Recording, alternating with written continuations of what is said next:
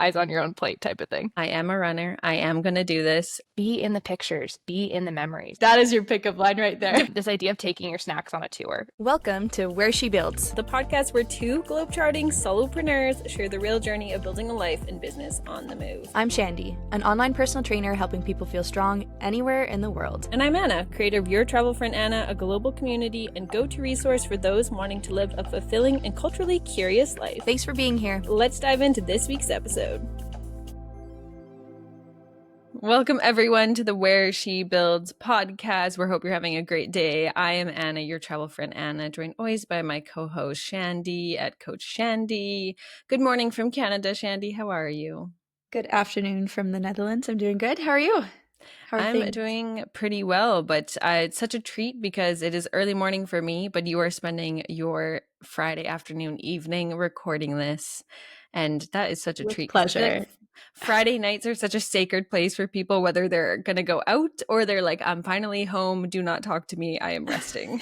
So I do it with pleasure, Anna. Yes, we are in a special place today. Yes. We have had a busy week. I feel like it's been a little bit of a tornado. I feel the same way. I came back from Ontario where I recorded last week on Monday, I think. I don't even know. Yeah. All I know is I had to take a flight and then drive an hour after in the dark. I was definitely like grandma speed going on this highway. It was so pitch black. To the left is a giant lake. To the right is a mountain. I was safe. Oh my gosh. That is wild though, hey, when you're driving in Canada and it is so dark outside. If you're driving somewhere in Europe most of the time, well, Europe, when I say Europe, I mean the Netherlands. But when we're driving here, there's light everywhere.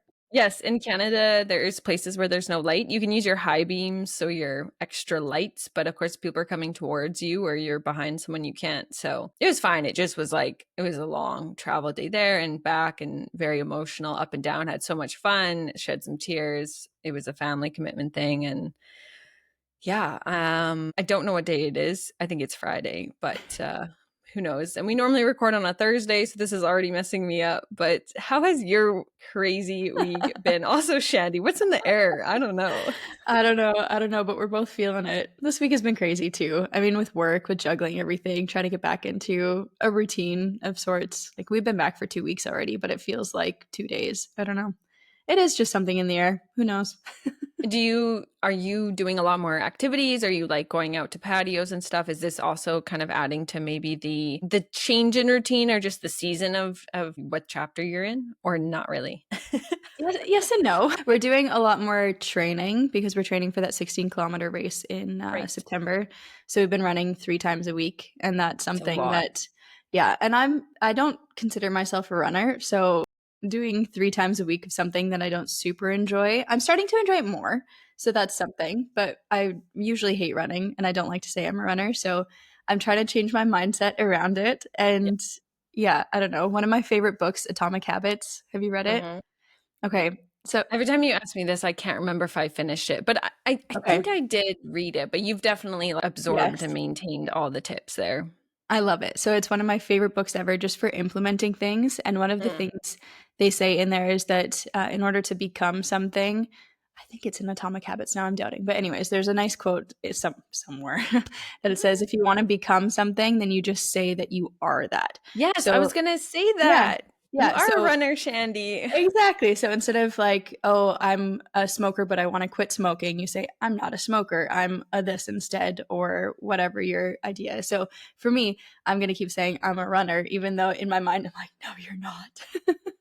Yeah, I ran last night and I have to wait for the heat to cool down here. So it was like a 7:30 p.m. run. And I was like, and I was like, no, I am a runner. I am going to do this. And it is such a difference in the mindset shift in terms of doing things with mobility. Like even playing beach volleyball very casually with friends. I'm like, no, I am a beach volleyball player.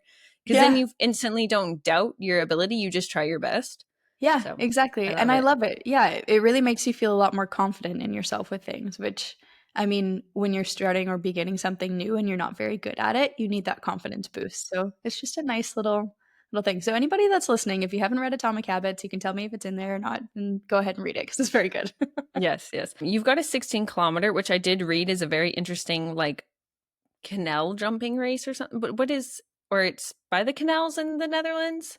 Yeah, it's called Dom Tot Dom. Again, I need to do more research into it. I was just kind of the person that I was like, yeah, I'll do it because I have a bit of FOMO. But apparently it's we have a friend that said it was one of his favorite runners, and he's a huge runner. Like he does marathons, half marathons, whatever. Like he's a runner. He is a runner. And he said that was one of his favorite races that he's ever been in. So I have high hopes for it. Yeah, high hopes for it. Okay.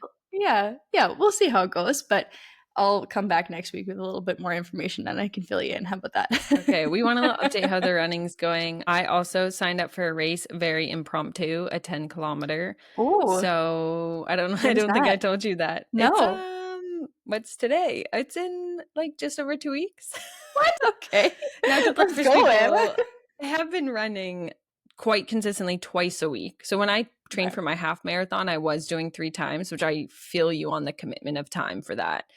I think this is going to be a push because I haven't really gone past 10 kilometers this time in training. And like, I don't really want to do it's too close to like push that. But I did 8 last night quite comfortably. So I think with the adrenaline of the race, it will be fine. So, and it's a women's race in my hometown. So I think it'll be a fun day. I'm just going to go into it. It's like a commitment. It's like, oh, I had to get out last night because makes you do things when you have a place to show up. It is. So do you follow a training plan or do you just kind of run whenever you're feeling it, how long you're feeling? I can't. First of all, when I did the first half marathon, which was already almost 2 years ago, learning about pacing was the game changer to convince myself I am a runner. I am a slow runner. So I'm averaging now about 6:30 to 7 minutes, sometimes walking just like a minute. Like I'm just like, I just need a minute to either cool down, catch my breath, relax my knees. Runna, RUNNA, is my favorite running app. It's so good. It teaches you pacing. It's in your ear. They also have now AI in there. So at one point it actually adjusted my whole training plan because it's like, we've reviewed your data and we need to slow down what the training is. You're not meeting the training plan. We need to slow it down. I was like, okay, slow it right down. Yeah. Okay, that's super cool. So you got me hooked on Runna actually. So I've tried Strava. Yes, I like it because Strava bought Runna. I was going to say they're somehow connected. Yeah, they got bought. One bought the other. I can't remember which way it goes. They're not the same, but they're same company now. Okay. So if you get a subscription for Runna, do you also have the subscription for Strava, or you have to pay? Of course not. That would be so nice. That's why so I'm using both of them right now. When I go for runs, I do Strava because we have like a whole bunch of friends on there that we're kind of like. Why are we not connected on Strava, Shandy? I'm gonna have to get you. I'm adding you now. Okay. Get your phone out. Let's do it. It's positive. I use it as positive competition. Yeah. Like I have to run. Yeah. Otherwise this one friend's going to be like, Anna, where's your Strava? No, but I really like it because then, like you said, you can see people's feeds and you can see, oh, this person went for a run tonight. Maybe I should too. Yeah. But I like that. And then I like that it tracks it. I haven't figured out all the ins and outs of both apps, of course. But like you said, with Runna, I really, really appreciate when it tells you like to speed up or slow down. Yes. And you don't have to think about anything because before I created a running plan for myself and for Patrick, just kind of like out of what I know with training. And then it was a fine training program, of course. But then I was like, okay, well, now we have to figure out, okay, we do 2 kilometers at this pace. And then we have to change the pace. And now we have to figure out, okay, how fast are we going? Constantly looking at my phone.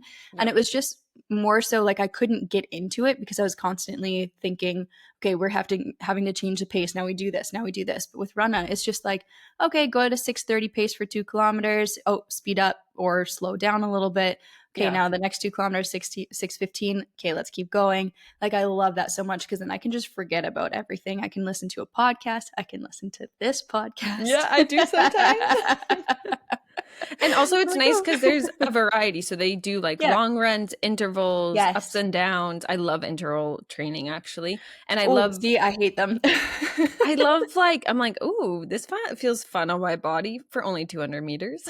Oh yeah. No, intervals, they kill me. But I do notice already, like we've been training 3 times a week for the last 3 weeks-ish. I do notice huge difference. Yeah. Yeah. So Run is great. It you can do couch to 5K. You can train for ultras now on it. I think the plan I'm on is like a maintenance fitness plan because I didn't have this race booked. But if you're looking to run a race, it like builds you a program until the race happens. So shout out Run Out. But speaking of training, Yes. So I've been running twice a week, as we've been just talking about. And I was like, I need to get into strength training again for a couple of reasons: to counter the running, to strengthen my knees. My knees are my weakness point, and also to lift my suitcase. So I reached out to the best trainer I know, which is, of course, Coach Shandy. And I reached out to Shandy and I said, look, girl, I would love to be trained by you. I'd love to increase my strength training, but I'm in a place where I just can't afford a personal trainer right now. So what can I barter in terms of my skills to take you, like, to have you in my back pocket? And Shandy said yes, everyone. Well, okay, let me preface this. When I got this text from Anna, I was like, absolutely yes, 100%. But which of the skills can I pick from Anna? Because you have so many of them. So I was like, okay, no, honestly though, I was like, okay, social media, can you help me with accounting? Can you do, like, I have so many things going on in my head. And I was like, okay, social media is the one. Yeah, we're going to get Shandy back on social media, because I think for a lot of small business owners and creators, there's such pressure to post 3 to 5 times a week. And we can just slow that so down. We're talking about slow travel. We're talking about just simplifying things. Why not just post once a week? Be very intentional, because something is better than nothing. And that applies, I think, in training too. Something going Absolutely. for a run, even if you don't hit the 8 you're supposed to do, but you did 5, that's still going out there, moving your body, maintaining those habits. So 100%. And that's something that I tell my clients or my athletes all the time too, that it's like, even if, let's say, you're having a hard time fitting a strength training workout in, go for a 5-minute walk. And I say, everything counts. But then in my mind with social media, it's like, I gotta do everything or nothing. I know. It's very all consuming. And I think building systems, instant accountability helps as well. So yes, you were so nice. I could have helped you with some bookkeeping, some project management. In future, maybe that's where we'll land. But for now, I'm going to do your 6-week program. Is that right? Yes. Yeah. Okay. Yeah. So we have it set up. I'm creating your program right now. And I'm curious also to hear a little bit of Anna feedback too. Yeah, of course. I love it. But yeah, so I'm creating the program. We're going to make 2 workouts for you. You can choose if you want to do 1 or 2, and then we'll go through it all together. And then the program is set up. So we have a 3-week check-in, quick check-in to see how things are going. And then the 6-week one is a reassessment of what we did. We did an assessment together this week. And it was just kind of going over things, seeing how you're feeling, what you're looking for in a program, all that important stuff. And next week we're going to get started. Oh my gosh, I'm so excited. And I just have to say that I love Shandy, because she's so flexible in creating programs based on what you have. So I'm at a house right now that has some equipment, but it's like not guaranteed the next house I'm at will have that equipment. So we're going to work with some booty bands, as I call them, the circular strength training bands. You probably know the proper name. Yeah. Mini bands. So we're going to work with those, and a lot of calisthenics, which I love. And just making a program that's simple. And obviously, you asked a lot of questions about what my goals are and how do I want to feel after 6 weeks, and how do I want to feel in terms of the way I look and the way I actually feel in movement and activity. And I just want to be stronger. I just feel, since I've come home from traveling, honestly, carrying my bags around all the time and walking a lot in Europe, I was a little bit of this like traveling athlete. But backpacks are heavy. So that is your weight training. And that is so cool though, to see that translation between being in a gym or doing some sort of weight training to real life things.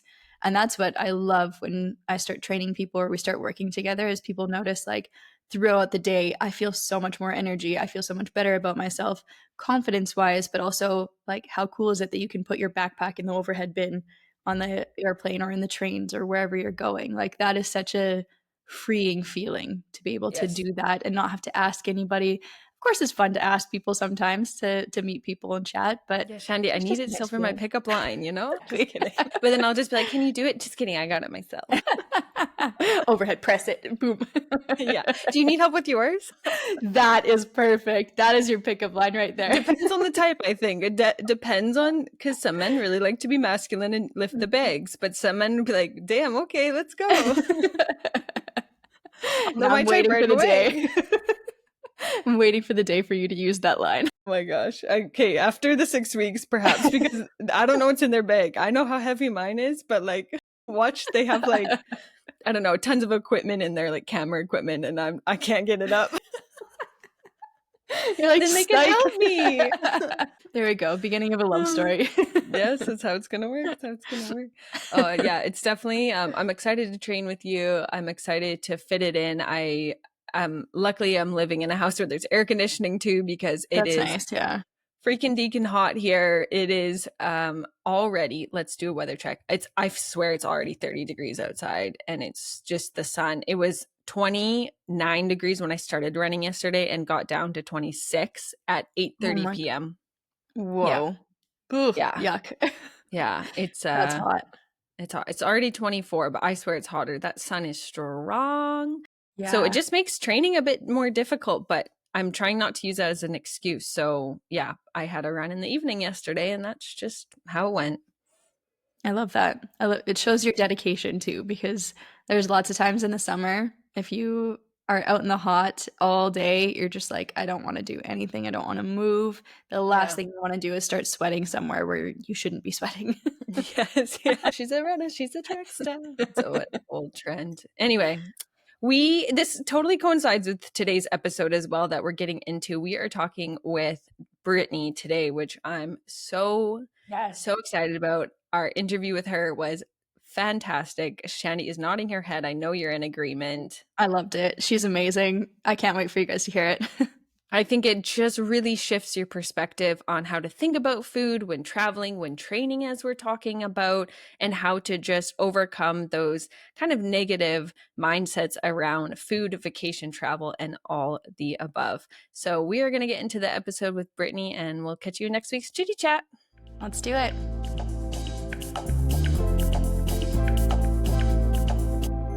Britney is a food freedom dietitian who specializes in intuitive eating, helping individuals break up with food rules and dieting and instead reclaim their joy in eating and using nutrition as a tool for self-care. Britney also holds 2 Bachelors of Science with honors degrees from the University of British Columbia in food nutrition and health, as well as dietetics. She's an avid athlete with a love for endurance sport. She has ran over 6 half marathons, one of them with me, 1 full marathon, and also enjoys trail running and cycling in her spare time. She's currently training for a bike race and her next marathon. This is news, all while building her private nutrition practice and embracing life as a solopreneur. She's also a dog mom to a cute and very, very energetic golden doodle Parker. I've known her for over 17 years as a friend, so please welcome to the show, Britney. Welcome, Britney. Welcome. Thanks, guys. I'm so happy to be here. Oh my gosh. Yeah, I just feel like I just learned some things rereading your bio that we helped write. Well, the next marathon is brand new, so you wouldn't have heard of that yet. Yeah, I asked her, I said, I think it's been about 6 half marathons. Can you just confirm that? So yeah, the new marathon. Okay, we're back into the running game. Yeah. Okay, first of all, when is that going to happen? It's not until May of 2026. I'm going to run BMO in Vancouver, so traveling for a race. Whoa, that's great. That's so that's cool. Great. That's and so cool. We always love to do a where are we all recording from at this time of the episode, because of course Shandy and I are never in the same place. But where are you coming from today, Britney? I am recording from my home office in Calgary, Alberta, Canada. Nice. Great. And I'm actually Canadian recording from Ontario, so just north of Toronto in Canada. So got a little East Coast. And Shandy, where are you? I'm back in the Netherlands again, in Haarlem. Harlem. I really like the word Harlem for some reason. It's cute, right? Okay. Yeah. But I just wanted to say, Britney, it's so nice to connect back again, because thanks to Anna, we connected about a year ago and chatted a little bit about nutrition and everything. So I'm very excited to dive into pulling out of your brain everything that you know and talking about it with the 3 of us and also sharing it with our listeners. So let's get into it. Yeah, definitely. We wanted to talk about food, obviously, because we all love food and the component of food while traveling and making decisions around food and trying to maintain healthy lifestyles and not feeling guilty about anything. And you have always, as a friend of mine, but also I know how amazing you are as a dietitian, have really interesting mindset shifts and ways to communicate food to yourself and to others. And before we get started, we'd love to know where you have traveled to before, because I think it helps our listeners understand that you have personal experience managing this food relationship yourself and practicing what you preach. So what are some of the places you've been to? Yeah, I mean, I've been pretty blessed that growing up, my family enjoyed travel. So we started traveling places from a very young age. I have family that actually lives in Singapore. So that was one of my first big international Cool. trips when I was like in elementary school. And since then, I've done some solo traveling. I went to Kenya as part of an international trip with the university. I thought I wanted to major in international nutrition for a period of time, so I was doing some work over there. And of course, lots of fun travel. I've been to Hawaii, Mexico. Notably, Anna actually was part of it, but went to Italy for my 30th birthday, which was such a cool trip with like a bunch of friends. You were the Yeah. okay. Now it's You wish adding she up. was the friend. She was Finally. the friend. It like started as a joke. I was like, my friends were asking me like, what do you want to do for your 30th? And I was like, how fun would it be to be sipping wine in Tuscany? And a couple days later, they texted me and they're like, so are we booking this or what? I think love I that. joined you right after I met Shandy, actually. Yeah. 'Cause Yeah. I went to Italy right after Montenegro after a conference, and that conference Yes. is where I met Shandy. Yeah, and I remember you saying, "Oh, I'm going to meet up with one of my best friends in Italy," but this Yeah. is the best friend, so it's all adding up. Yeah, crazy how that the was world comes such together. an epic trip. It was, I mean, probably my top travel experience thus far in my lifetime, which I really loved. And I mean, I've done a lot of local travel. It's pretty great to grow up in such a beautiful country, being in Canada, especially being in Western Canada, doing lots of like camping and hiking and sort of backcountry stuff there too. So I like to get off the grid when I can. Yeah. Yeah. Did you notice a shift in Italy? Did you notice a difference between food, whether it be like quality or the types of food you were eating or anything like that? Yeah, it's really interesting. I hear that a lot, just like anecdotally talking to people, but also from clients too when they travel. They're like, oh, the food like must be so different in Italy, or like the pasta's so different, or the way that they process their grains. And the thing that is kind of ironic is like, yeah, Italy's a big exporter of like flours and pastas, but they actually take a lot of imports from North America. So the Really? grain or like the flour itself is actually not that different depending on where in Italy you are. But I think the biggest piece that I've noticed as a dietitian and talking with people is the culture around Mhm. food. Like, and you guys have probably noticed this traveling through Europe as well. Like certain countries, the pace of life is just so different. And the way that we prioritize enjoyment of food and like slowing down and actually savoring the food, I think, well, I know as a dietitian, really impacts our digestive processes and just our experience with the food overall. So that was one of my favorite parts of just experiencing different culture around eating. Did you have like a reverse culture shock when you came back to Canada? I mean, yeah, because I jumped like right back into working and like full on life within probably 24 hours of getting home because I maxed out my vacation time for that Fair trip. enough. Fair enough. So we were back and like eating at our desk and eating over emails, which is, not my favorite thing to do, but here we are. Wow. Yeah. I think the biggest thing is like the coffee culture. And people are just like, oh, we love going to Europe because we just slow down and sip coffee. And as Brittany said, As she's sipping coffee. with her North American sized mug, which I love because that's what I'd be having too. It's not espresso. But I think like that's one of the biggest components. I definitely know in the Balkan countries, Shandy's been to them as well, like this concept of like just gathering over a cup of coffee and there's no pressure of time and we're not caffeinating, we're enjoying. So one of the biggest things I feel a lot of folks think about, and I'm really cautious with the words I use, we obviously acknowledge that people have many different relationships with food in their past and their present and what they're planning for their future. So I think one of the biggest concepts or like things we say, unfortunately, when we go on vacation is I'm worried about gaining weight. I'm going to come home and have 5 pounds. I'm going to like lose all my routine. So what are some of the like easy mindset shifts, or what are the ways you're even personally approaching when you go on travel? Because for you, travel is often like a set period of time. It's a set vacation time. And so how can we avoid these mindsets of like things are going to like completely, I don't know, we feel like the world's going to end, but it's definitely not. Yeah. Yeah. Yeah, we really hear that like all or nothing language around food. And like maybe I should preface before I answer that I joke with the clients that I work with that I'm not a regular dietitian. I'm a cool dietitian in the sense that my bread and butter and the population that I love to work with is within the realm of eating disorders and disordered eating. So I talk a lot more about the food and the feelings, the relationship to food, our relationship to body. And so those mindset pieces are a lot more, let's say, front of conversation for a lot of the work that I'm doing. So I'm not a dietitian that focuses on weight loss or gives kind of one size fits all meal plans. And I think because of that, I'm always just really mindful of that all or nothing language that we hear so normalized, particularly in North American culture around food, where it's like, oh, yeah, I'm going to go on holidays. I'm going to totally let loose. Everything feels so out of control. And then, like, that kind of diet starts Monday mentality when we get back from travel. And we're like, okay, I got to rein it in. I got to get, back on track is the language that I commonly hear. And I think when we are kind of considering our mindset around food, noticing first and foremost that tendency to live in the all or nothing is really important. Because the reality is that we really don't feel good as human beings at either end of that spectrum, right? If we're constantly obsessing about healthy eating and having everything needing to be dialed in from a food and an exercise perspective, we lose fun, we lose flavor, we lose the ability to try different foods when we're traveling or expose ourselves to different ways of eating.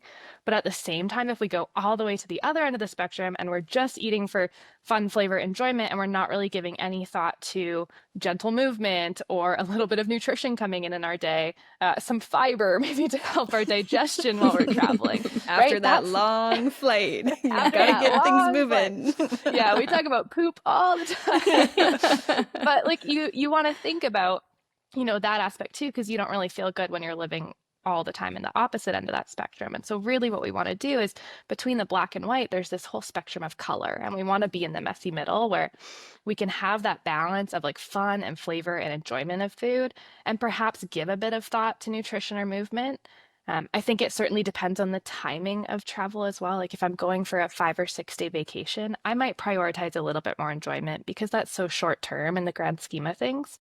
But if I'm about to go backpacking for 6 to 9 months through Europe, I might have to shift my mindset a little bit and go, what are the ways that I'm going to incorporate health promoting behaviors throughout my trip so that I feel good for the whole duration of my travel? Oh, I'm so I'm good. like nodding. I see Anna nodding. Yes, like this is 100%. And Brittany, when we talked about a year ago as well, like I think we bonded over that aspect too. And I want to praise you for saying this, that you're not the type of dietitian that tells people to go on this diet that doesn't work for everybody. And you're not a dietitian. You're just like trying to fit food into people's lifestyles. And I think that is so important, especially talking to travelers, hopefully people listening to our podcast here that are traveling a lot. I love how you said that. The 5 or 6 days, maybe you're going to prioritize a little bit more of indulging in the foods that you're eating. When you're in Italy, you're going to indulge a little bit more in the pasta, in the tiramisu, in the affogatos, whatever you want to do. But if you're doing that long backpacking, you also have to realize that the food you're eating, of course, food is more than just nutrients, but it's also important to feed your body to be able to move the way that you want it to be. So I love what you just said, and I want to keep replaying it over and over again. Yeah, absolutely. you two are so good because Shandy's so good at approaching the body in such a natural. You both just build lifestyle choices, and when I talk about you to other people in a very positive way, because I just love you, I'm like, wait, you got to work out with my friend Shandy, and you got to talk to my friend Brittany about food because they're actually going to like provide you the tangible. But like more just like, the feeling around the movement and not so much, yes, it's all in. We have to work out 5 days a week and only eat rice, chicken, broccoli. Like it's so unsustainable, especially if we're on the road or we are busy people, whatever that means for you, whatever busy means. Busy means reading a book for an hour at night. Like everyone's different. So I wonder one thing we could talk about is this feeling of satiation, this hard word that I can never say, hunger, understanding familiar cues, this kind of, some people really love to eat breakfast in the morning, for example, and some people don't, like it really makes them nauseous, or they're like, oh, I have to eat first thing because maybe I have to take medication as well. So what are some of these like hunger cues and maybe ways we can communicate to other people when they say, oh, you should eat more, or like, do you want all that? Like, are you sure you want another scoop? So how we can talk about that a little bit? Yeah, I mean, I think this is where the beauty of being a dietitian, and if anybody has the opportunity to work with a dietitian, there's so much power in that because you can individualize nutrition. So I think a lot of times, even when we look at public health messaging from different countries around the world, like these are things that are designed to be kind of blanket statements for most of the population that rings true. But then there's kind of this additional work that's required of going, okay, here's the things that, research and science has shown us is generally good for best human health. But how do I fit that into my day-to-day when I'm a morning person, or I'm a night owl, or I don't like to eat breakfast, or I've got some digestive stuff that I'm trying to figure out what works best for me? Really giving ourselves permission to figure out what is going to be right for me. And I think in today's era of social media, that can be really challenging because we're constantly bombarded with messages of, I should do this, I should do that. I think in the context of travel, something that's really important to name as we're understanding ourselves as individuals is there's kind of these two ways of eating that I will talk about with my clients. One which is more structured eating, and one which is maybe a little bit more flexible eating.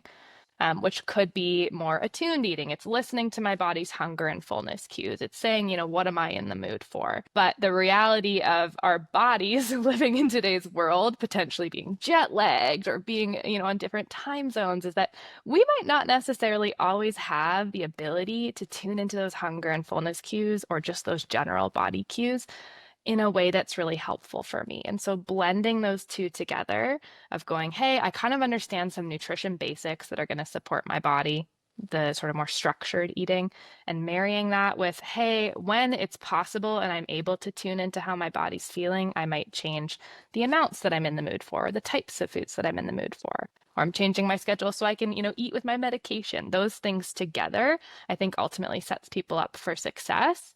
And the confidence that you have in choosing those things for yourself will sometimes maybe empower you to respond to solicited or unsolicited food comments of like, hey, this works for me, like great for me, not for you, kind of eyes on your own plate type of thing.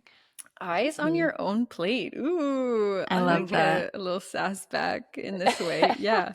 No, I love that because especially in social media nowadays too, you see so many people giving unsolicited advice about what types of food this person should be eating, or especially in the fitness areas, I see a lot of like fitness pros giving advice about nutrition, and it's such a blanket response that I always think, what would a dietitian think about this? Because I mean, I'm a nutrition coach, but I'm not fully licensed dietitian like you, Brittany. So what do you think about all of the advice on social media and everything? Ooh. We need a second episode maybe. Yeah, you're like, quick hot take. Yes. I think social media is really good at marketing. There's a lot of clever marketing. I will often say that, good marketing will take a grain of nutrition science or a little bit of what we're learning in the research, and then they will run with it 10 miles down the road. And I think right now, a lot of what we're seeing with food marketing is particularly in the world of supplements, right? We're seeing greens powders, protein powders. You need this vitamin for your gut. You need this vitamin for your hair, skin, and nails. And it can be really confusing as a consumer to try to figure that out of like, what do I actually need? It's also very expensive to navigate. And it's a lot of times not actually the foundational pieces. So how I like to kind of conceptualize it when I'm talking about food, if you picture like a pyramid, right? And imagine that pyramid had like a couple layers within it. The foundation of that pyramid, so the base, which is the strongest part and gives stability to everything up at the top, these are going to be the like health promoting behaviors that are not super sexy. They don't really sell, right? It's eating regularly throughout the day. It's thinking about the balance of macronutrients on your plate. It's thinking about stress management, our sleep, our social connections, those things that are really productive for overall health. The micronutrient supplements, the ways that we can kind of optimize our diet, that's actually like up at the tip of the pyramid. They're nice to have. And if we've built our way up, absolutely. I love having those conversations with clients. I mean, I lived in Vancouver for a while, so I love diving into like the woo-woo wellness supplement so world. much. I feel like it's such a North American thing, but as you were saying this, and as actually Shandy, you brought it up, I was wondering, when I think back of our time in Italy and both Shandy and I's time, and wait, maybe Shandy can help us because she speaks Dutch and lives in the Netherlands. But I was wondering, when I'm abroad in Europe, am I not getting bombarded from these? One, because I'm not watching local TV and understanding the ads, or like maybe I'm just not watching ads in other countries, or they just not bombard this, yes, as you said, this top of the pyramid kind of supplement addition, whereas I feel like come back here, I'm hit with green powders. I should take this to help with my gut digestion, bloating. I should take a collagen. I should also be taking a creatine. Like I'm like, how many powders am I going to be like eating? I feel like that's going to be my plate soon. And I don't want that. I like food. No, I do think it is a North American thing, and Mm. I can say that from a perspective of coming from the Netherlands. I don't watch a lot of TV here, but I do see a lot of let's Like say YouTube ads, like are they hitting? yes and no, but not so much about supplements. It's more about food, and you have a lot of targeted food ads, of course, but that's everywhere. But I do see a lot of middle-aged women, especially because I'm working in personal training here as well. A lot of middle-aged women talking about going on diets and not eating at all because they're going on vacation. They have to be in a bikini, so they're not going to eat whatsoever, and they haven't eaten in 4 days. Like a particular client of mine skipped eating completely for 4 days and only drank water when she felt like she was dizzy so that she could go on vacation. And it's just things like that where I felt like, oh, I thought we were over this. Like I thought that we were past this. So there's some places, and again, maybe it's the demographic that I'm training, maybe it's the people that I'm talking with. So I might be in a bubble here. But I do feel like some places North America is ahead of the times with things, and some places it's so far behind. Like the supplements too. So many people doing the pyramid scheme of selling different supplements and earning money off of it. Like that. Brittany, I'd love your take on that too, because that Oh my drives God. me absolutely crazy. The MLM. Yes. But I love that you mentioned that, Shandy, because I think that diet culture is a bit of a shapeshifter, right? Like if we look at dieting messaging over the decades, it's like we had the low fat era, we had the low carb era. We are maybe still a little bit in the keto era. There's like intermittent fasting that's having its day in the sun. There's all these like messages coming out about food that are really based in restriction. And I think unfortunately women are targeted quite a bit with that because there's this message of, yeah, if you're going on holidays and especially if you're going somewhere tropical and you're going to wear a bikini, like you need that quote unquote bikini body. And it can be really, really damaging to our relationship with food because often what a lot of these like structured dieting programs do is they create a lot of rigidity and a lot of rules that we might be able to follow for a period of time, but inevitably they're not sustainable, right? We can't maintain that because I can't go out for a birthday dinner and eat, 1,200 calories a day, or, I can't be eating keto and then want to go and try my best friend's sourdough that she just made. And it ultimately kind of like, yeah, I want the sourdough. But it ultimately like breeds this distrust with our bodies. And I think one of the most effective things when we're thinking about travel and particularly long-term travel is the ability to tune into what our body needs is actually a really powerful skill. And the more that we engage in restrictive dieting, the more that it actually takes us away from our ability to do that. And it can be really hard work to actually regain trust in my own body cues and let go of some of that dieting mentality. Yeah, I think interesting too. I don't want to like give it too much airtime, but when I think of this unfortunate concept of the bikini body, how often when we actually show up to a place where we are in bathing suits, how often are we actually observing someone else and saying, wow, they have a bikini? Like we never observe someone else with the thing we think people are going to observe us with. Like how maybe often you are have you a looking at a quick woman? You're just like, wow, look at her black bathing suit. Yeah. Like that's all Honestly, we're thinking about. 100% of the time I see a woman walk past, I'm like, wow, she's beautiful. And then you forget about it or something like that. Like you're never thinking about it afterwards. You're never thinking, oh, she did what we just talked about. So it's just, it's an interesting thing. And I just, all of it's like, just eat that sourdough. I want to. Yeah. I think one thing I just want to like, thanks to your help, obviously being friends with both of you and having people surrounding me with really positive food mindsets. I always have snacks with me. People make fun of me for it. They say, oh, just in case, right, Anna? And I'm like, yes, ma'am. And I have ate my snacks all the time, and I always have a protein bar with me because also I'm still vegetarian. And so I know that I am probably always lower on the protein scale than a meat eater. I do think I get enough, but I know I'm on the lower because it's just not in mass quantities like with one item. So I always have protein bars with me. And like, if you think it's weird, you go do you. I'm going to keep my protein bars in my backpack. Like it doesn't affect your life. So leave me alone with my What protein did Brittany bars. say? Eyes on your own plate? Yeah, eyes on your own plate. Like Eyes on your own plate. Because I think there's one thing that like, I think we can get fearful about food and traveling. And I know for myself, like I just had a travel day recently, and on my travel days, I'm eating mostly very plain food because I do get fearful that like the systems are going to change suddenly and there won't be a bathroom available and then my anxiety gets high. So I eat like bananas, bagels, very brown food. And then the next day I have to search for some fiber, So I'm wondering how we can look at these kind of fear foods, how we can approach maybe new culture foods too. So if there's different meat on a plate, or if there's different sauces or spices, how would you say approaching this food? Also, if we're thinking about nutrition while traveling, what are some of the ways we can think about that? Yeah. Oh man, I have like so many thoughts. This is great. I mean, so dumping there. I mean, first and foremost, I always joke. I will say to clients a lot in many different contexts, but travel included, this idea of taking your snacks on a tour. So I never want myself nor anybody that I work with to be stranded without food that is acceptable or appropriate for them.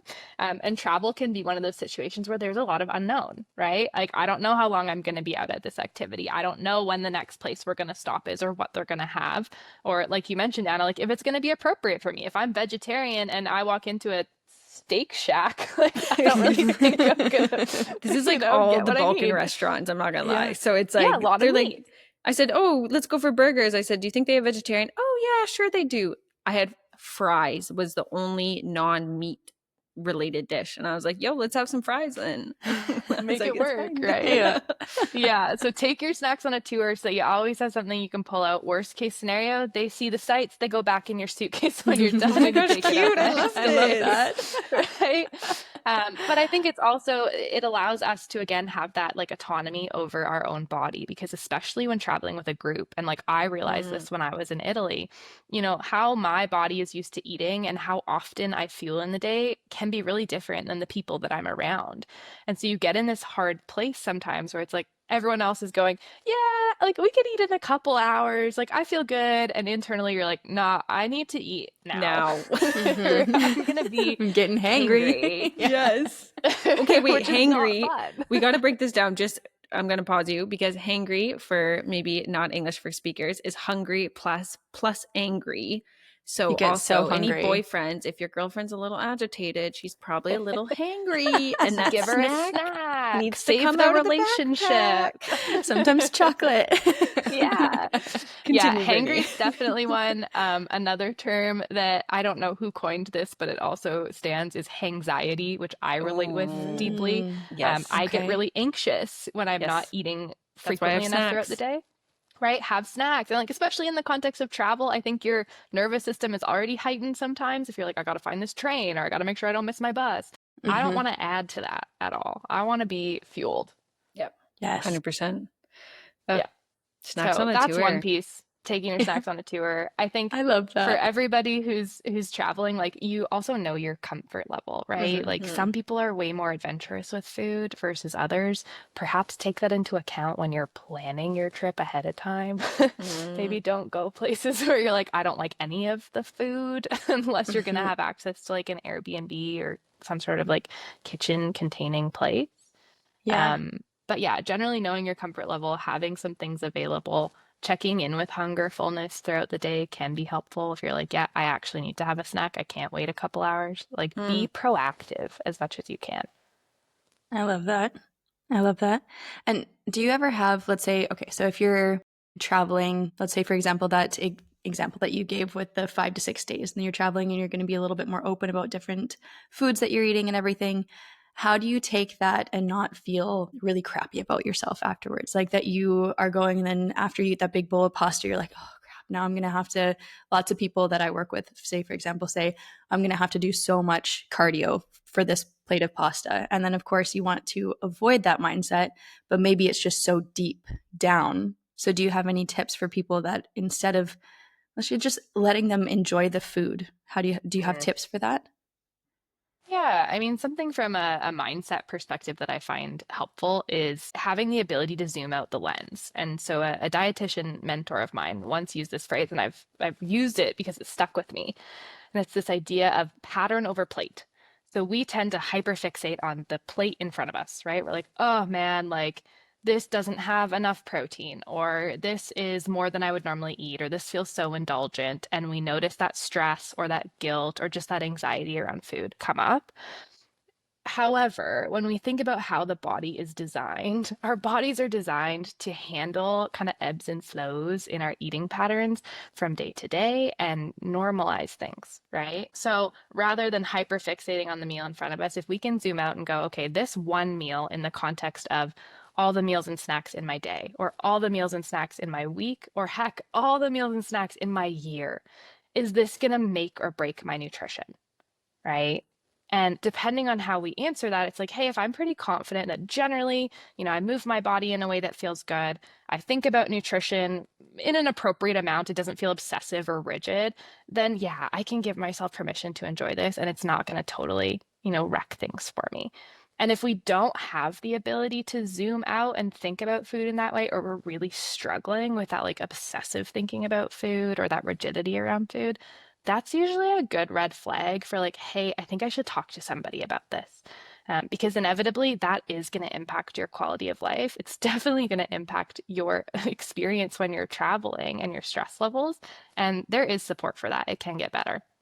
And your relationships, I think, with those around you while traveling or those around you when you get before or after the trip as well. And maybe we can kind of go back to what we talked about of this unfortunate feeling of like falling off the track when you're traveling and feeling like you've overindulged. You've come home, you feel this guilt factor. Oh, I shouldn't have had so much. And yes, if we zoom out, that a gelato makes no difference because you will find your routine again coming home. It's not that you're like, your routine is changing. You are back to eating Cheerios like you were before. Like you're just back with your food, right? So what's one of the ways that we can maybe release some of that guilt, starting with on the trip of like, you won't fall off the track when you come home. And then just those mind shifts around our routine as we return to what might be our home base or a period of a space for us nomads, a space where we have a bit more control over our kitchens, I suppose. Mm-hmm.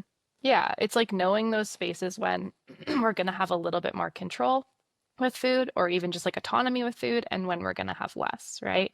And so in those seasons when we have less, I go back to those like foundations of the pyramid, right? Which is, am I eating often throughout the day? So generally when we think about the physiology of the body, our metabolism, bit of a blanket statement, but generally we want to be eating every 3 to 5 hours in our waking hours of the day. So I want to make sure I'm eating regularly, right? If I have the ability to kind of choose the components that are on my plate, very basic nutrition is we want protein, we want produce, we want some type of grain, and then we want to move on. That's all the basics of nutrition. Like I said, not sexy. We never see that in the marketing. But thinking about those aspects when we're like, you know what, I don't have a lot of control. I'm going to do the best that I can in those seasons. And then when I do have a little bit more autonomy, I get in a VRBO, I have, a co-living space where I have a kitchen. I might go, hey, I'm going to check out the local market and see if I can get the protein, the produce, and the grain. And I'm going to cook a few things at home that maybe feel more comfortable to me or just like get some of that fiber to get my digestion going while I'm traveling. Regular again, like just feeling, regular again. Yeah, some of those pieces are really key. And again, the times for how long those things are, that's going to depend on the individual and their travel plans. But if it's, a 5 or 7 day vacation in 365 days of the year, we do not need to be stressed. We do not need to be hyper fixated on the food. I would strongly advocate prioritizing enjoyment and getting back into those regular rhythms when you get home. Mm-hmm. I know a nomad friend who like travels about 1 month or 6 weeks, changing location.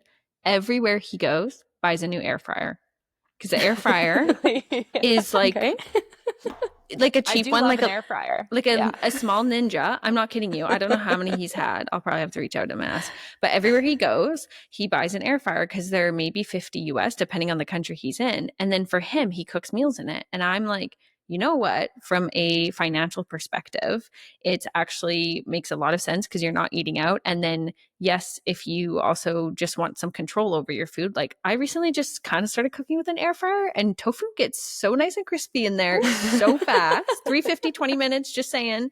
Anna, are you this friend that's buying air fryers every time you travel? She's like, I have a friend. I'm not, guys. I literally just like in the last 2 weeks started like, been living in a house that has an air fryer, and I honestly never really used one before, but I might be that friend now because I'm thinking I'm thinking of it more from a financial perspective, but the way that it just like, you can throw veggies for myself, like veggies and tofu one thing, and then just cook maybe a little rice or couscous or something on the side. Like, I'm convinced. Yeah, it's good. I feel like it's a like, great point from a cost perspective too. Like Anna, I have always loved following your travel like Instagram stories. And I know that that's like a key thing that you do of like when I have access to a kitchen, like I'm going to source ingredients and I'm going to like, I remember watching a story of you making like a tofu sandwich at home. And I was like, wait, that I actually looks love a really tofu good. sandwich. And Raw depending tofu. on where you are, like saves a ton of money and like traveling Yeah. is not cheap. So that's actually a really good hack. I think one of my rules, just to combine kind of what everything you're talking about, is when people say, how can I save money? I usually say, can you eat one less meal out? Or like, what if you're gonna create some structure around your vacation, what are the rules? We're eating lunch and dinner out, but we're gonna eat breakfast in the hotel. But I think for me, like breakfast is so important. And I think I'm always like to have a good oatmeal bowl, granola bowl. Sometimes I'm putting protein powder in there with a yogurt and berries. But then I feel like, okay, I started with something that I have control over, and it helps me feel less guilt throughout the rest of the day, enjoying, indulging, experiencing the culture, because I have one consistency as well. But also I save a little money in the morning. So that's usually really why I'm doing it. But I find like the money saving and also the thinking about food goes hand in hand. Yeah, win-win. And it like sets up your blood sugars and your energy levels for the rest of the day so that if you do end up getting out and you hop on a tour and you're gone for a few hours, you're not like, oh shoot, it's been, all morning and I haven't eaten anything and now I'm miserable. Yeah. Okay, I might be going a little bit off course and you don't have to answer it if you don't want to, but I'm very, very curious because I've heard a lot about this as well, about intermittent fasting, but specifically for women.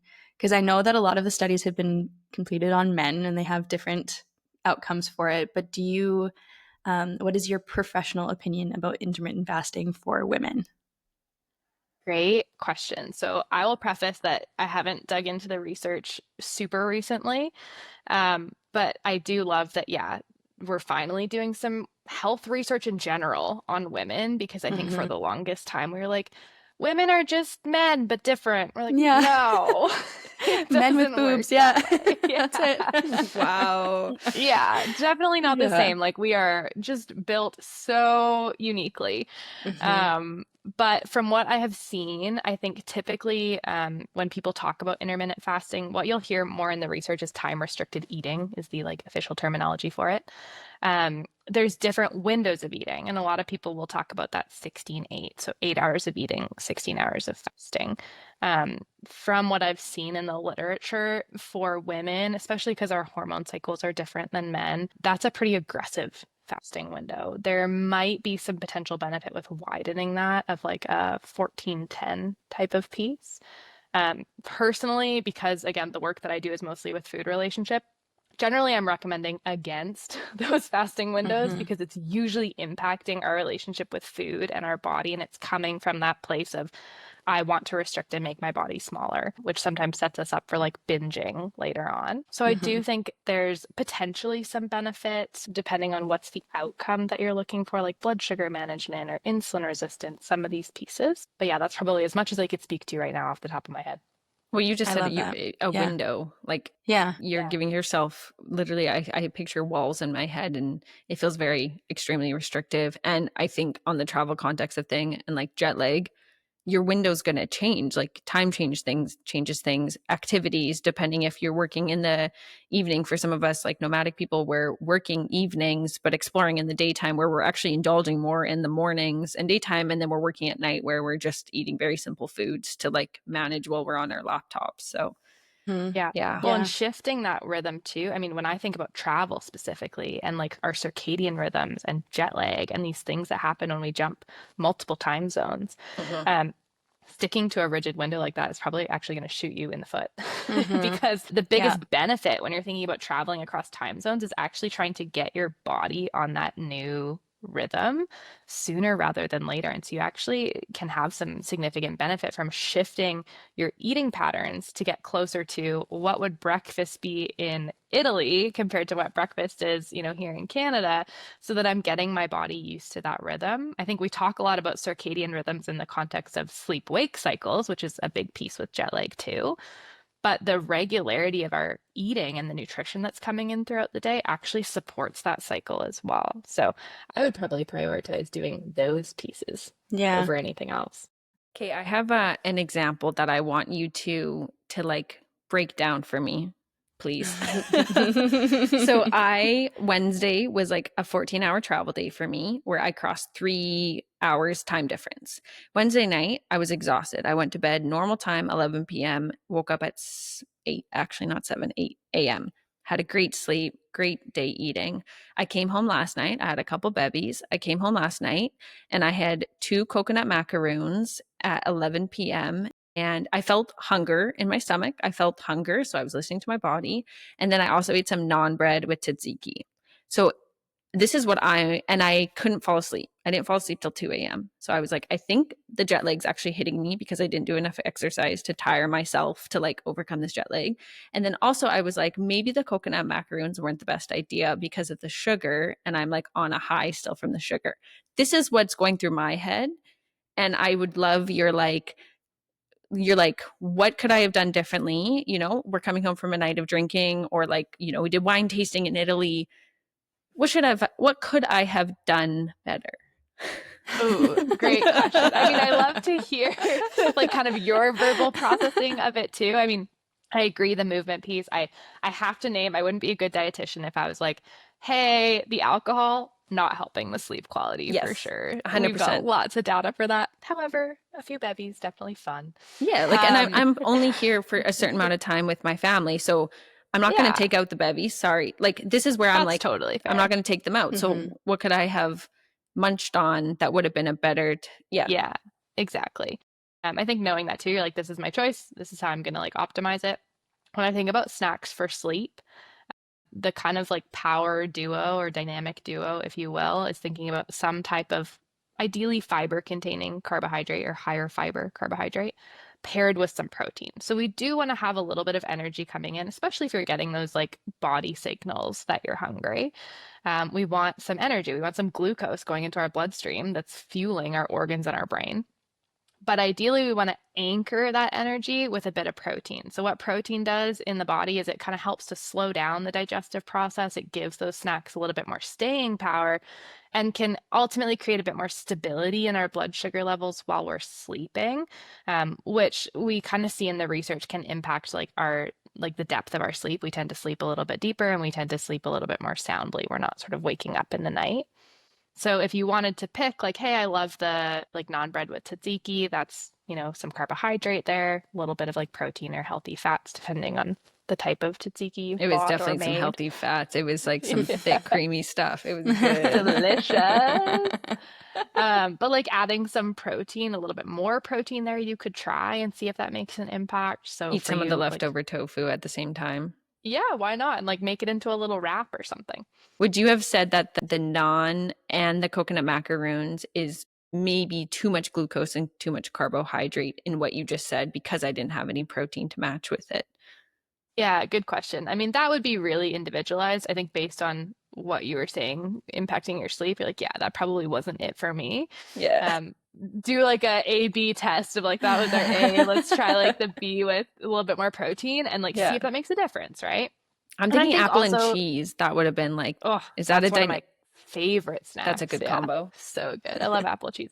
I bought this like jalapeno cheese, and it's really, really good with apples. It's like sweet and spicy. Oh, just my obsession right now. Okay. Anna's like writing down next little snack. I know what Brittany's fridge is like. I've been to her house. Yeah.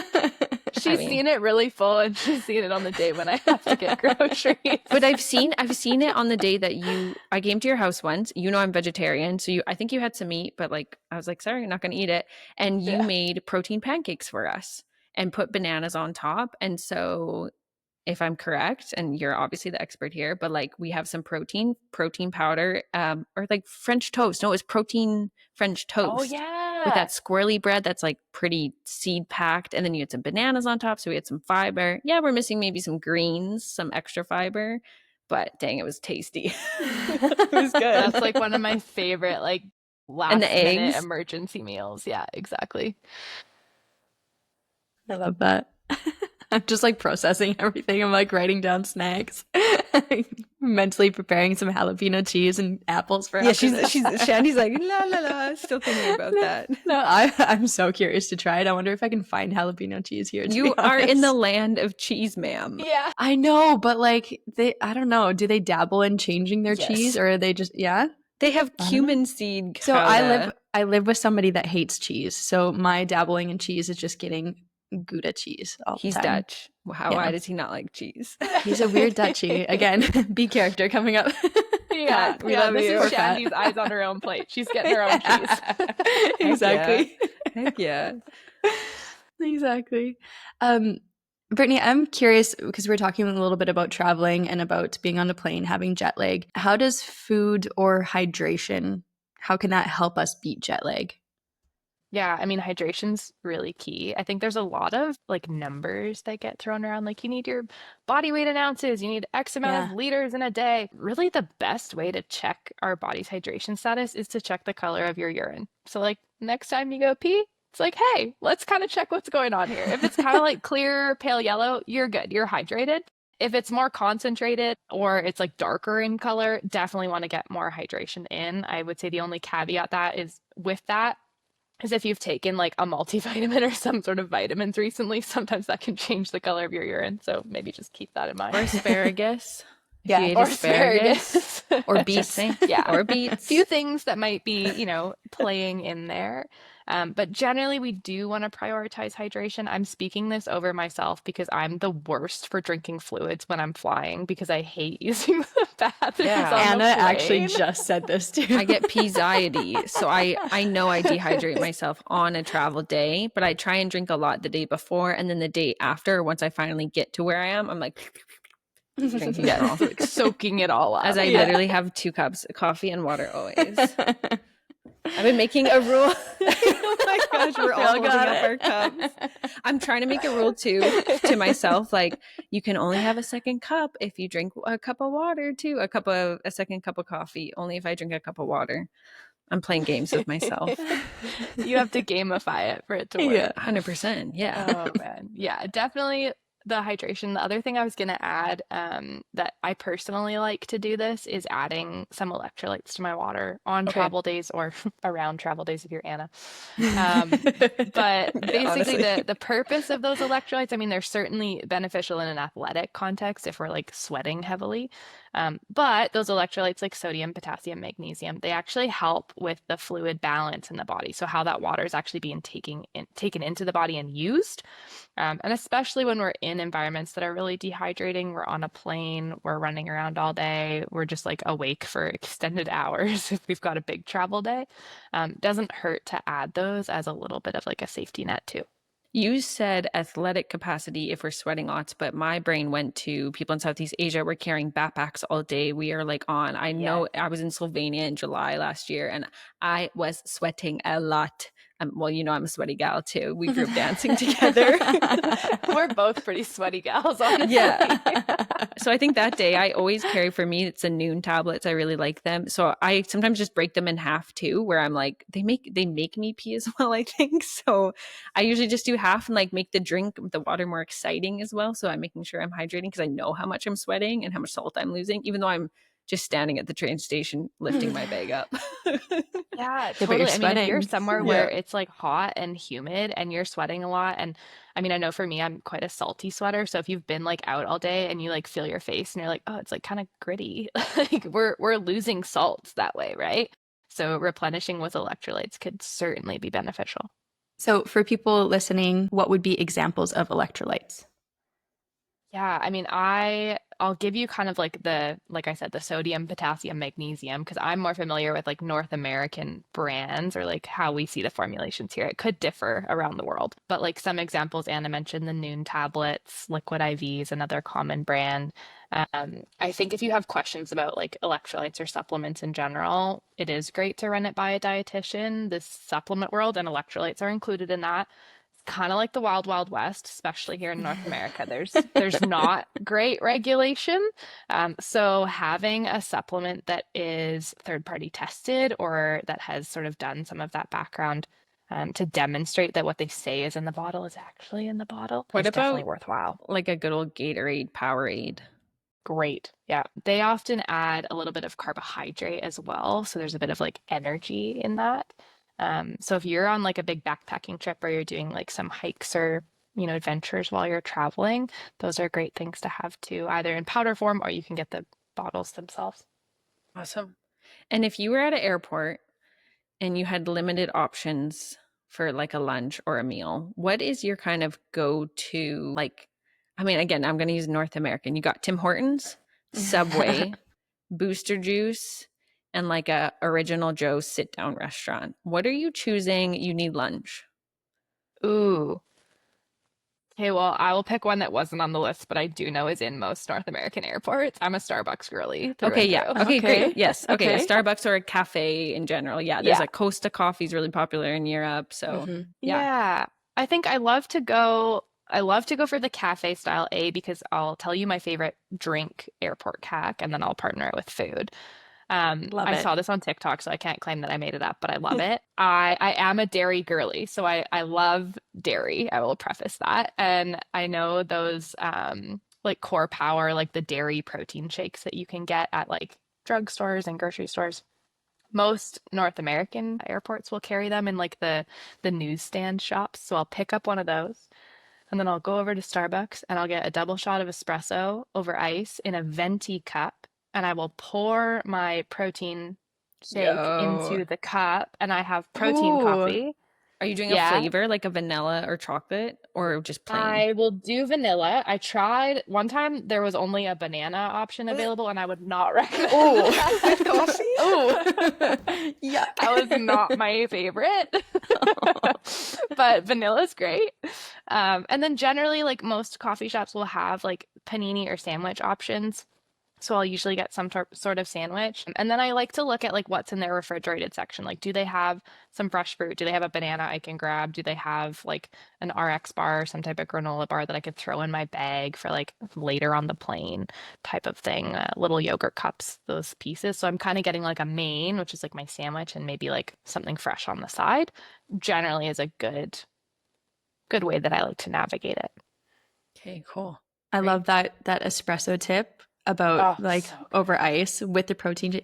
I'm again having to write something down because that is such a great idea. And I I'm know going to that be listening back to this recording probably 10 times. yeah, you're a pretty big advocate for the protein milks, like, because I think everyone, first of all, just like work with Brittany, but it's understanding what's actually in whatever you're eating and drinking, right? So in the right context of protein milk, where they are quite sugary, but like those carbohydrates can be good. I think on like a travel day when you're looking to like satisfy yourself, get some caffeination so you can lift your backpack. But after you work with Shandy, you're going to be stronger, so it doesn't matter. You're gonna do it anyway. And moving it. Yeah, I think there's something to be said about like actually understanding nutrition. I mean, that's why I love the work that I do, like teaching clients to understand how food works in their bodies so that they can make the best decision for them in those contexts, right? Of like, do I want to choose this food that's higher in protein, or am I looking at, how much fiber I'm getting in the day, ways that support, what I have access to and also what's going to feel good for me. And that might look different in a travel context versus at home. And it takes some time to learn those things apart from diet culture. Yeah, that's I great. love that. I love that. Brittany, do you have any overrated travel nutrition advice for us? Or have you heard any? Overrated. Yeah. Yeah. So have you ever heard any kind of travel nutrition advice that you're like, no, don't go with Or that? things you're seeing on social media, they're like Yeah. must-haves for your plane.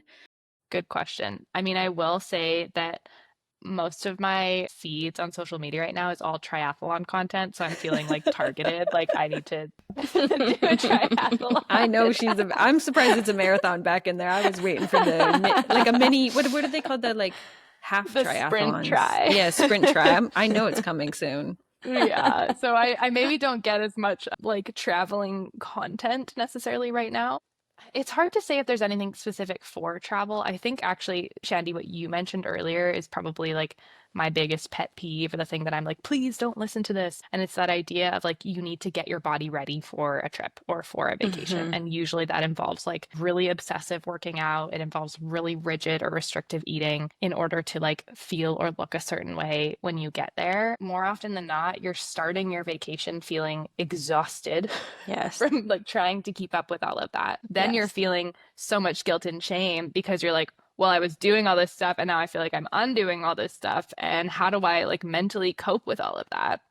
And then I'm in that same headspace coming back from my trip, and you lose the enjoyment, you lose the memory piece, right? So if I could maybe say something was overrated, it's the like prepping for the vacation type of thing. Like build sustainable habits that are going to carry you all the way through, and then like be in the pictures, be in the memories. Like even if you're struggling with how you feel about your body or you're having a not great body image day, like 10 years from now, you're going to want to look back on the photo of you summiting Kilimanjaro, or of you eating pasta in Italy, or of you biking through the Netherlands. Like you are going to want to see you in the photos. Like don't take yourself out just because of like the emotions that we're having that day. Like thoughts are not facts. I know, love I was like, that. I'm I gonna love that so cry. much. And that's also, I heard her saying that was very, very similar to this. And it was your grandchild looking back will never look at a picture of you saying, oh, she's fat. She'll say, wow, how beautiful was she? Or how adventurous was she? Or how cool was she? They'll never comment on your body at all. So do it for your future grandchildren and just get in the picture. And how nice is it for your grandchild to have a picture of you too? And you're not just always behind the camera taking pictures, but you're in front of it, enjoying life, enjoying people, and not obsessing over food or the way that the food makes your body look, quote unquote. Yeah, use food as a tool to take care of your body. Use it as a tool to fuel your body for adventure, especially for those of us that love active travel, right? Like it is this beautiful thing where we don't just eat for fuel. Like, yes, it's necessary and we have to do that. But we can eat for flavor, and we can eat for fun, and we can eat for taste and exploration. And we don't want to limit ourselves or take away that ability to enjoy those pieces. We can have both. And that's ultimately like a life well lived. Beautiful. Soundbite. Yeah. I feel amazing. like this is just a beautiful way to end it with what you both just said, and how we can just enjoy life. And I'm going to encourage anyone listening for both the movement aspect. Shandy can definitely support you with that, and Brittany is understanding as an athlete herself, and obviously everything she knows. And I just always love that you're also science-backed, Brittany. I just wanted to, I want to end soon, but can you give us a quick synopsis for anyone who doesn't understand a dietitian versus a nutritionist, or another term that I'm learning? Because I know you put the work in for school for this. Yeah, it's a lot of hours. So it depends on where you live. Like here in Alberta, dietitian and nutritionist are kind of like used the same. They're both protected titles, but in other places in Canada and certainly in other places in the world, that might be different. But typically, like in order to be a dietitian, we have to go through pretty rigorous schooling, university degrees, and we also complete a certain number of hours of clinical internship. So it's basically working in a hospital and understanding kind of like the whole breadth of medical nutrition therapy. So eating for chronic disease management, eating for different disorders, really like the clinical impacts of food, which goes a little bit deeper than sort of just the basics. And they're protected titles. So for individuals that live in Alberta or BC, for me, we can provide that medical nutrition advice, and they can actually claim that through like their benefits providers, those types of things. So there's a little bit more of like a clinical or medical background with that than potentially other titles that aren't as regulated. So it could be somebody who's taken, a YouTube course, or it could be somebody who has spent a lot of years studying. It's just really hard to know. And so I think when you're looking for a health professional to work with, it's nice to know that they have accreditations and training the same way that Shandy has those pieces with movement, right? Amazing. Okay, great. Where can people find you? Who can work with you? As you just mentioned, there's an insurance component to it for those living in Canada. So can anyone in the world work with you? I mean, I hope the answer is yes, but I have a feeling it might be, depending whether they want to claim it for insurance or not. So where can people find you, and who can you work with client-wise? Yeah, great question. So people can find me either on my website, which is Britney Lentz, RD, as in registered dietitian.com, or on Instagram at dietitian.britney. I can work as a dietitian with individuals in Alberta and BC here in Canada. So that's if they do want to claim those sessions through their insurance provider. However, globally, I can practice as a nutritionist. So we wouldn't be able to claim that under benefits, but if we're looking for just general nutrition advice or maybe some tips for travel, absolutely, you can book a consult with me and we can see what's best. That's Amazing. amazing. Oh, I was Amazing. kind of hoping that's what you were going to say, Yeah. because I know I knew there was a license component, but I know that that's related to that insurance. So if someone has benefits for a dietitian, which is fantastic. So thank you so much, Brittany. This has been Yeah, such an thank insightful you. conversation. I love you so much as a friend, and you've been always, as we were running together, she's always been giving me training tips. So I can't wait for other people to get to work with you and also see your little baby business explode as you take on some more private clients. Thank you so much. Amazing. We Yeah, are thank you.